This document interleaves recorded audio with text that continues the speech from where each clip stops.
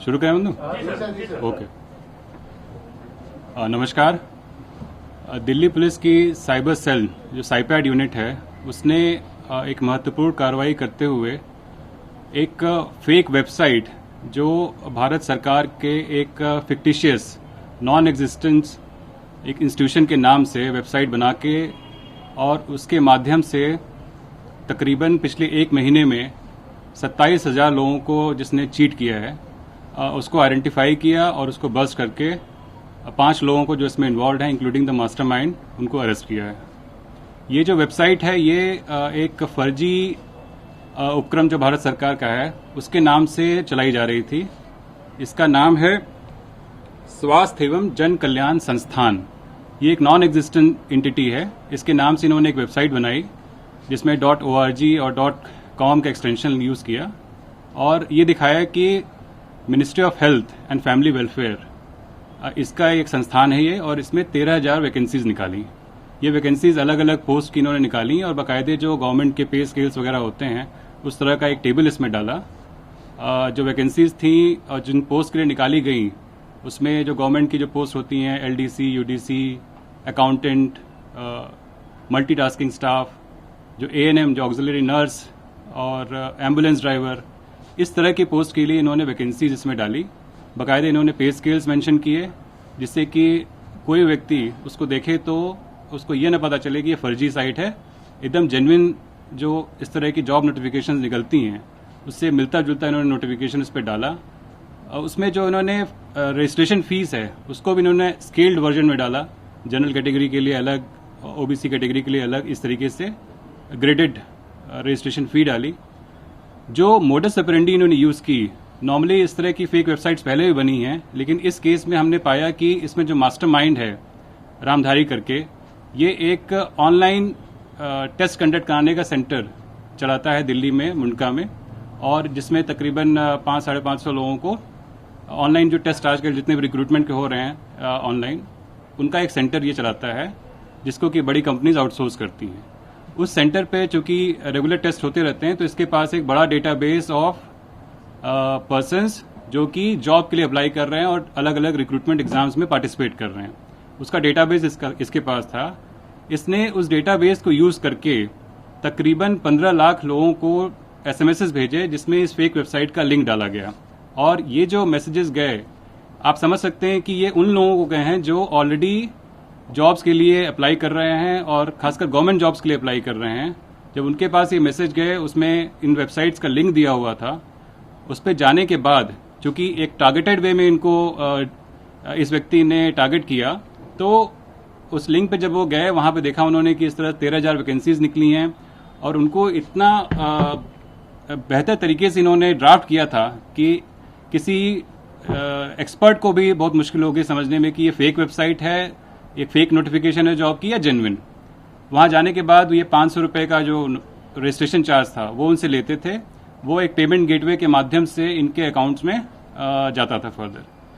ये पिछले एक महीने में देखिए जो 15 लाख लोगों को इन्होंने मैसेज भेजे ये रैंडम नहीं गए थे, ये टारगेटेड वे में गए थे। तो पिछले एक महीने में इन लोगों ने 27,000 लोगों को इस पर रजिस्टर कराया, जो कि आप समझ सकते हैं कि एक बिल्कुल ही नॉन एग्जिस्टेंट संस्थान के नाम से जॉब निकाल के कराया गया।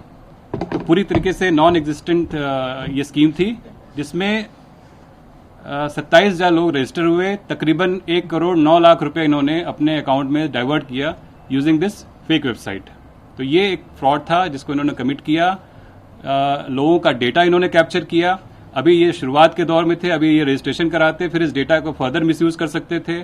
और एक दूसरा जो एस्पेक्ट था कि जॉब एस्पिरेंट से आप इस तरह का उनका पर्सनल डेटा, उनकी जो आइडेंटिटी प्रूफ्स हैं, जो और उनके क्रिटिकल पर्सनल डेटा हैं, उनको कैप्चर करके रजिस्ट्रेशन के नाम पे पैसे लेना, तो फर्दर कैसे मिसयूज करते हैं ये एक इन्वेस्टिगेशन का पार्ट है जिसको हम ऑलरेडी कर रहे हैं। सर क्या आपके पास शिकायत आई थी कोई सर इसको लेकर के, सर किस तरीके से वर्कआउट हुआ सर ये? जी, हमारे पास शिकायत आई एक व्यक्ति जिसने इस पे अप्लाई किया था और अप्लाई करने के बाद उनके पास कोई रिस्पांस नहीं आया। हालांकि उन्होंने सिर्फ 500 रुपये दिए थे but he was a proactive citizen. उन्होंने फर्दर इसको वेरीफाई किया और चेक किया जो कंसर्न डिपार्टमेंट है उससे, तो उन्होंने पाया कि इस तरह की कोई स्कीम एग्जिस्ट नहीं करती, इस तरह कोई संस्थान है नहीं, ना इस तरह की वैकेंसीज निकली हुई हैं।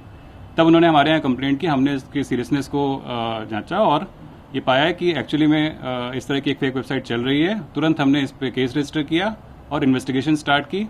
क्योंकि वेबसाइट थी तो डोमेन का जो डिटेल होता है, जो डिजिटल फुटप्रिंट होती है, उसको हमने कैप्चर किया। कंसर्न जो प्लेटफॉर्म्स हैं उनसे डिटेल ली। जो मनी ट्रेल है उसको हमने कैप्चर किया। बीच में एक पेमेंट गेटवे इन्वॉल्व था, डायरेक्टली इनके अकाउंट में पैसे नहीं जा रहे थे। उस पेमेंट गेटवे से हमें बेसिक डिटेल्स मिली। फिर इनका जो अकाउंट था उसकी जो ट्रांजैक्शंस थी उसको हमने मॉनिटर किया और ये आइडेंटिफाई किया कि हिसार में कुछ एटीएम्स हैं जिससे ये पैसे निकाल रहे हैं रैंडमली। वहाँ पे फिर हमने वॉच रखा और वी अरेस्टेड वन पर्सन जो कि रेड हैंडेड पैसे निकालते समय पकड़ा हमने। फिर फर्दर उसके इंस्टेंस पे हमने बाकी लोगों को जो इसमें इन्वॉल्व उनको अरेस्ट किया। जो वेबसाइट का जो डिज़ाइनर है उसको अरेस्ट किया। जो डेटाबेस इनका मैनेज कर रहा था उसको किया। ये जो मेन मास्टरमाइंड है इसमें जो एक ऑनलाइन टेस्टिंग सेंटर चला रहा है उसको अरेस्ट किया इस केस में। तो इस तरह से कार्रवाई की गई। सर कोई इनका ऑफिस भी था सर? ऐसा जो बाकी लोग थे, जैसे जो वेबसाइट डिज़ाइनर है डेफिनेटली वो एक जगह से ऑपरेट कर रहा है। बाकी जो लोग हैं जैसे ये टेस्टिंग सेंटर चलाने वाला, इसका एक मुंडका में अपना पूरा सेटअप है जो कि बहुत बड़ा हॉल है जिसमें करीब 550 लोगों के टेस्ट देने की सुविधा है। तो डेफिनेटली ये प्रॉपर प्रीमाइसेस से काम कर रहे हैं। सर इनके दिमाग में आया कैसे था, बैकग्राउंड वगैरह कैसे आया इनको? चूंकि ये व्यक्ति ऑलरेडी रिक्रूटमेंट एग्जाम वगैरह से वाकिफ थे, उसके प्रोसेस से वाकिफ थे। और जैसा मैंने आपसे कहा कि जो इन्होंने वेबसाइट बनाई और इसमें जो जॉब की नोटिफिकेशन निकाली, तो डेफिनेटली इस पूरी प्रक्रिया से ये पूरी तरीके से वाकिफ थे।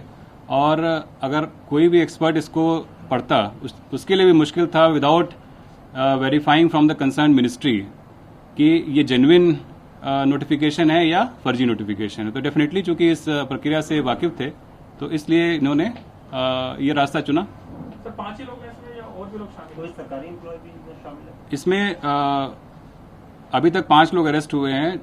जो मास्टरमाइंड है उस रामधारी, उसका एक पार्टनर है जिसके बारे में हमने प्रेस रिलीज में जिक्र किया है, वो अभी एब्सकॉन्ड कर रहा है। तो we are looking for him.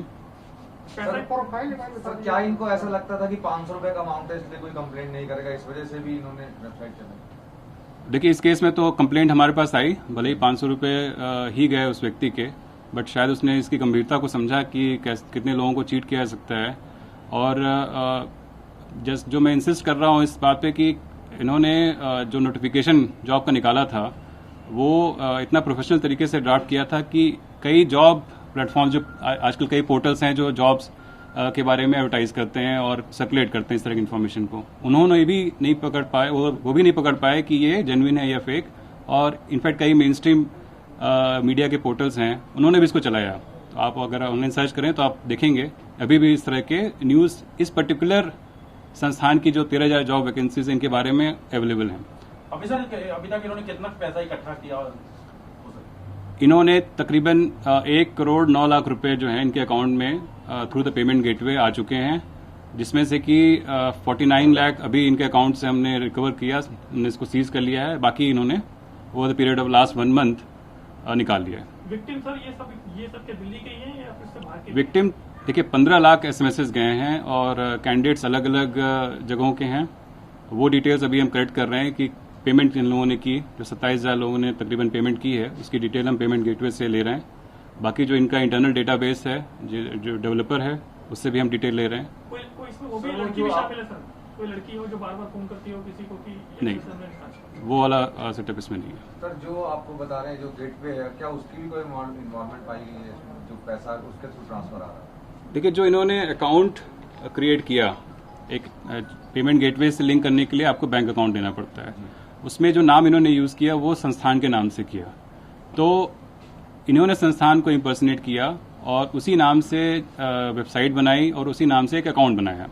तो पेमेंट गेटवे के पार्ट पे prima facie as of now ऐसा कोई सस्पेशन नहीं है। इन ड्यू कोर्स अगर कोई ऐसा उनके पार्ट पे नेग्लिजेंस निकल के आती है तो it will be dealt accordingly.